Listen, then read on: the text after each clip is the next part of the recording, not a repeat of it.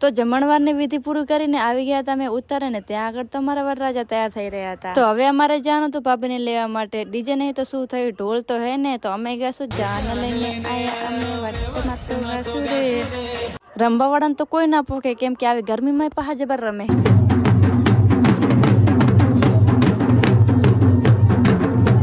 વરરાજાને તોરણે કરી નાખે ને અમારે જવાનું થોડુંક ઠંડુ થવા માટે. એટલે આવી ગયા અમે બરફનો ગોળો ખાવા. લ્યો તણ આ છે અમારો એક દિવસનો રાજા ને આખી જિંદગીનો ગુલામ. આ વખતે એક ભાઈને પરણાય પણ આવતી સાલે બધા ભાઈઓને પરણાવવાના. આ બધા છે મારા કાકા, કેમ કે સંબંધમાં છે મારાથી મોટા. લગ્નની વિધિ પૂરી થઈ ગઈ ને આવી ગયા અમારે એક માસીના ઘરે. પછી ઉતારે આવી ગયા ને ઉતારેથી ગાડી ભરી લીધી ને હવે જવાનું તો અમારે પાછું અમારા ગામ બાજુ. હવે ઇન્દ્રમણાવાળા બ્લોગમાં રોમ રોમ કરી નાખું તો તમે બધા જરા કોમેન્ટ કરી નાખજો કે મેં ઇન્દ્રમણાથી બ્લોગ જોયો હતો. થરાગઢ ગેસ ભરાવી લીધો ને એટલામાં તો ભોણિયા બધા ભૂખ્યા હતા, એમને બધા પડકે ખવડાવી દીધા. સુદર્શન એવા વિડીયો બ્લોગ નો બ્લોગ તમે કયા કયા ગામથી જોવો જરા કે કોમેન્ટ કરતા જાજો. ફાઇનલી થરામાં 2-3 જગ્યાએ કામ પતાવી દીધા અને ફાઇનલી સાંજે આવી ગયા હતા અમે ઘરે. તો બ્લોગમાં મજા આવી તો ફોલો કરતા જાજો. મળીએ નવા બ્લોગમાં.